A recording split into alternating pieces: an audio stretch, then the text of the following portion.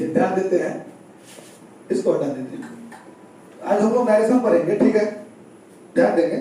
Narration में हम लोग देखते हैं, नरेशन वो होता है जिसमें क्या किया जाता है, नरेट की जाती है। क्या की जाती है, नरेट। ध्यान देंगे, नरेट आप किसको करेंगे, स्पीच को नरेट करिएगा।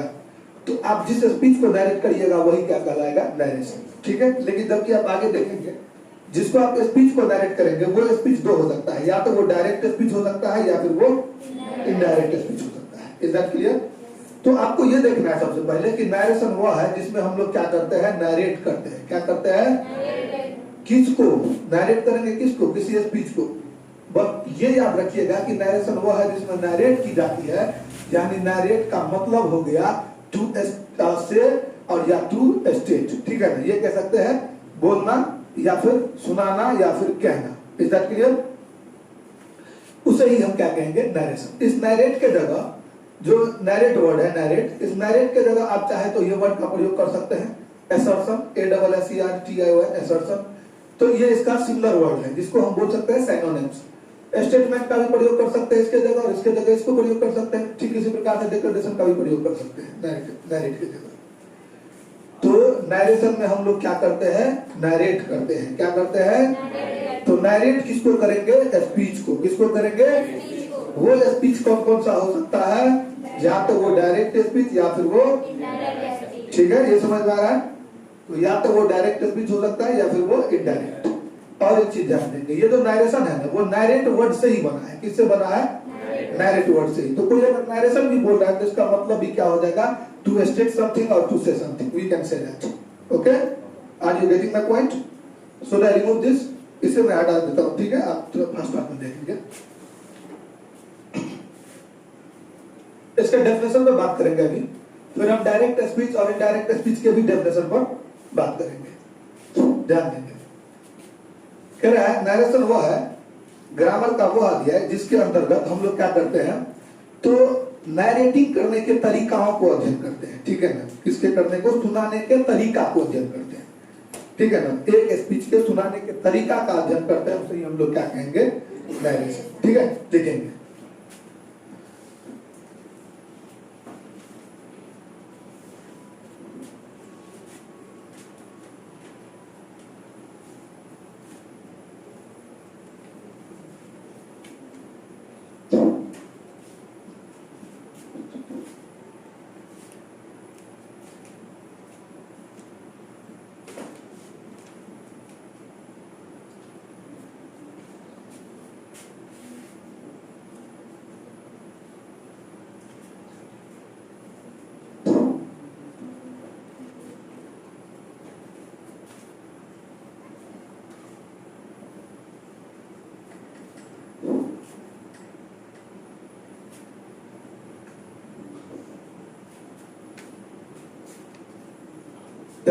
क्या कह रहा है, the chapter of grammar in which we study on the manners of narrating, जिसमें हम लोग क्या करते हैं, सुनाने के तरीका पर अध्ययन करते हैं, ठीक है ना। किस पर अध्ययन करेंगे, सुनाने के तरीका पर। नैरेटिंग या नैरेटिंग भी स्पीच भी लिख सकते हैं, ठीक है।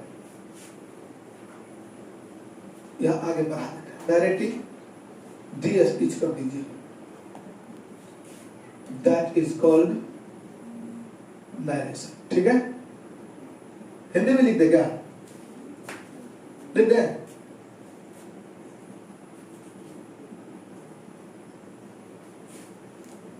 फटाफट लिखिए इसको,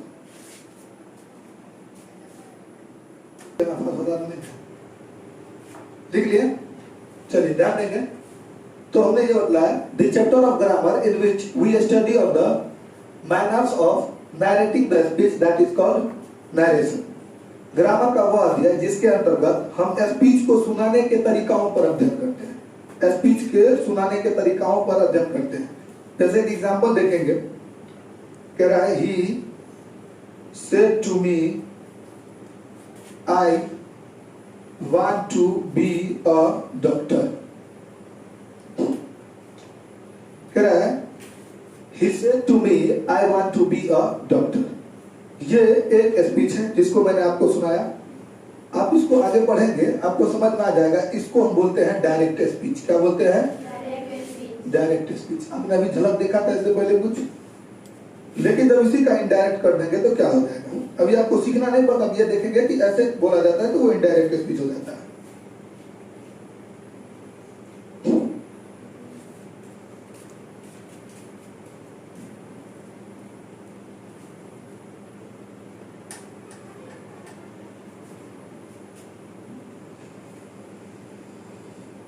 ध्यान देंगे, he said to me, I want to be a doctor। तो ये डायरेक्ट स्पीच हो गया। जब इसी स्पीच को ऐसे कहा जाए, he told me that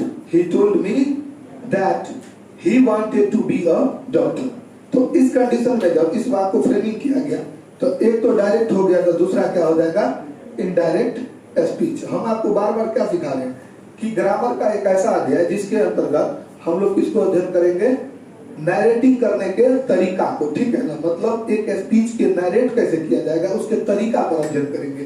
तो एक तरीका ये, एक तरीका ये। इस तरीका से मिलते जुलते हम आगे रूल्स भी सीखेंगे। जब असर्टिव में आप ऐसे बात करते हैं तो आप इसका जब नैरेटिंग करेंगे डायरेक्ट से इनडायरेक्ट तो क्या कहेंगे। ठीक उस प्रकार से कोई यस नो इंटरोगेटिव आ रहा है तो फिर उसका इनडायरेक्ट करेंगे तो क्या कहेंगे, समझ में आ रहा है। तो नैरेटिंग करने के हम तरीकाओं पर अध्ययन करेंगे। Is that clear? इसको नोट करेंगे आप। चलिए ध्यान देंगे। अब देखते हैं जो नैरेशन के अंतर्गत जो हम क्या पढ़ते हैं, नैरेशन क्या करता है, तो नैरेट करता है। अभी आपने जाना नैरेशन क्या करता है, नैरेट। नैरेट किसको करेगा, स्पीच को। तो स्पीच कितना हो सकता है, दो। एक क्या हो सकता है, डायरेक्ट, वो क्या सकता है, होता है। एक हो जाता है डायरेक्ट स्पीच और दूसरा हो जाता है इनडायरेक्ट स्पीच, ठीक है ना।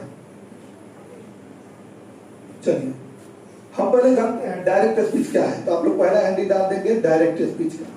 किसका डालेंगे, डायरेक्ट स्पीच का। ध्यान अब ये कह रहे हैं डायरेक्ट स्पीच किसे कहेंगे, बताइए।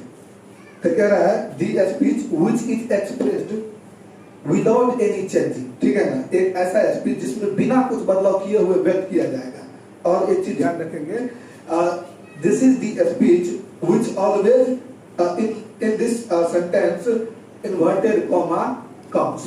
ऑलवेज ध्यान रखिएगा, इन्वर्टेड जो कॉमा होगा वो डायरेक्ट स्पीच में आएगा ही। आप देख के समझ जाएंगे। पहले इसको लिखिए।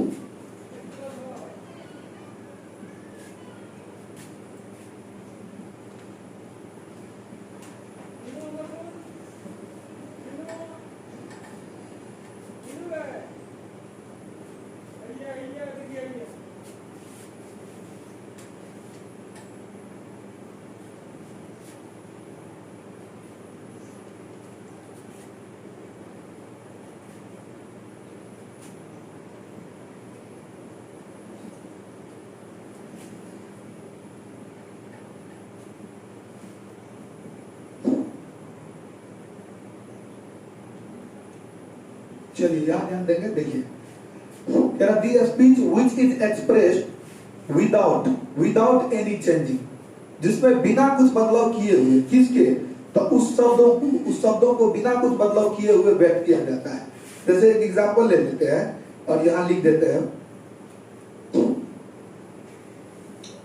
Ram said to me I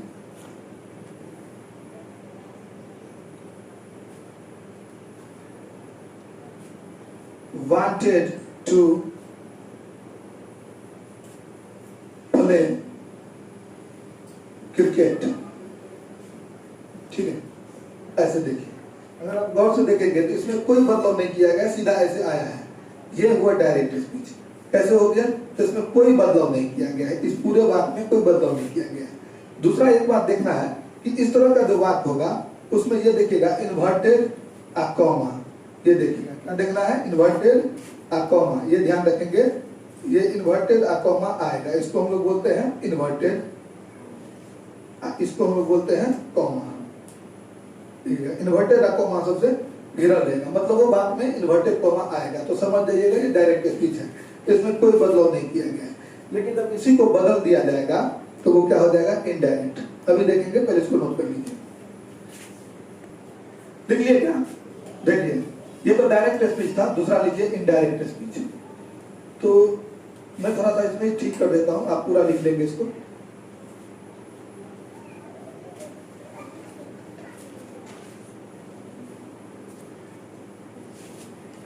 with some changing कर देंगे।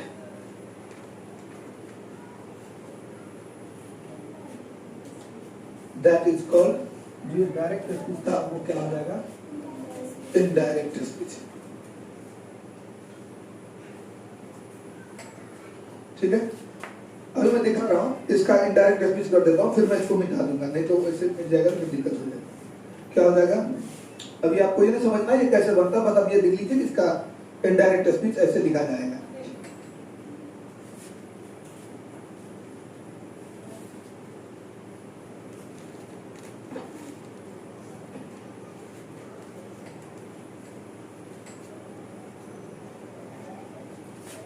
ये हैड है, ही हैड,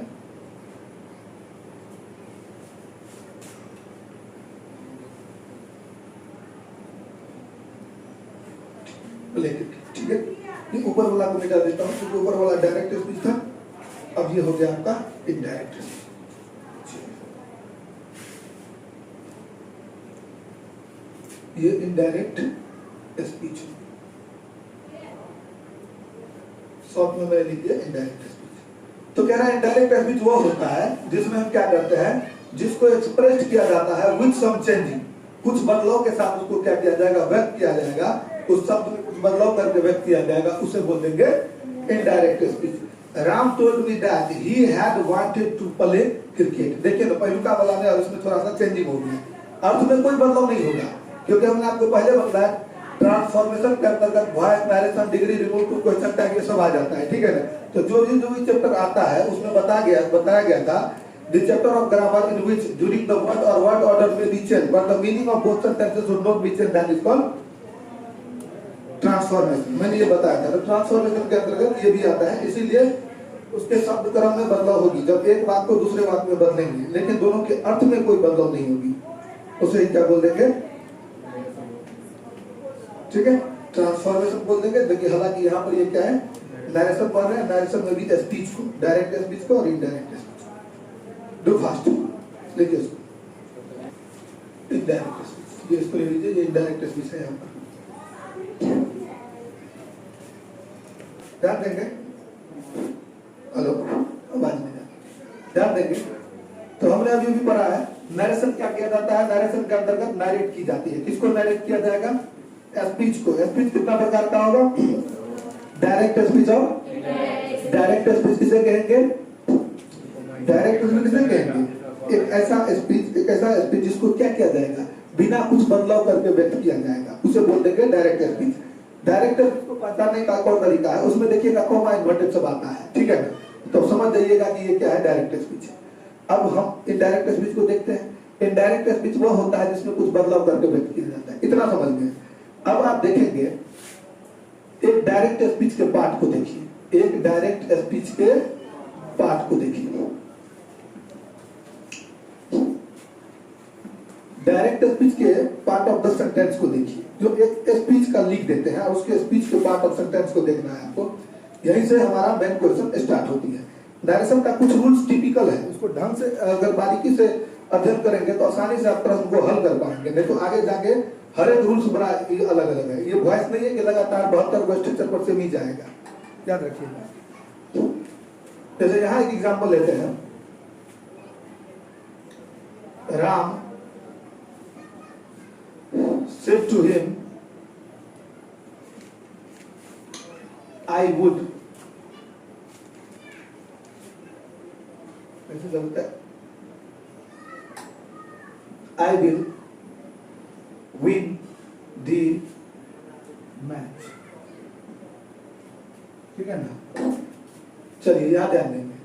अब यहाँ पे क्या कह रहा है, Ram said to him, Ram ने उनसे कहा कि मैं कौन, यहाँ पर राम, ठीक है ना, कि मैं I will win the match, कि मैं मैच निश्चित जीतूंगा। आपको पता है अगर हमने अपने भर में भाई भरोसा कर दिया तो वो क्या हो जाता है, सर्टेनिटी का सेंस दे देता है, आवश्यक का सेंस दे देगा, निश्चित का सेंस दे देगा, ठीक है ना, विलिंगनेस का सेंस दे देगा। तो ये आपको समझना है, ये आपको पहले भी समझा दिया था मॉडोलॉजी में जब पढ़ा रहे थे, तो याद है। तो अब आपको ये डायरेक्ट स्पीच का पार्ट हो गया। देखिए ना, इसमें कुछ भी बदलाव नहीं किया गया है और ये किसमें बंद है, इन्वर्टेड और कॉमा में। ध्यान रखेंगे ये इन्वर्टेड ऐसे हो जाता है और ये वाला थोड़ा सा ऐसे हो जाता है, हम लोग ऐसे लिख देते हैं शॉर्टकट में तो हो जाता है, ठीक है। इसीलिए अब इसको गौर से देखिए, ये जो देख रहे हैं इन्वर्टेड में, इसका पार्ट समझिए, एक सेंटेंस है, इसके पार्ट को समझिए। ये जो देख रहे हैं इन्वर्टेड में, जो इन्वर्टेड में बंद है, ये और ये दोनों क्या है, ये दोनों क्या है, इन्वर्टेड है। तो इन्वर्टेड के अंदर जो पार्ट्स ऑफ स्पीच का भाग जो बंद है, उसको बोलते हैं हम लोग रिपोर्टेड स्पीच। क्या बोलेंगे, रिपोर्टेड स्पीच। आगे हमें अभी क्या पढ़ना है, वही मैं पढ़ा रहा हूं। एक सेंटेंस में, एक डायरेक्ट स्पीच में इसके दो पार्ट होंगे, एक रिपोर्टेड स्पीच। रिपोर्टेड स्पीच किसे कहेंगे, जो किससे बंद रहेगा, इन्वर्टेड कॉमा से, ठीक है ना।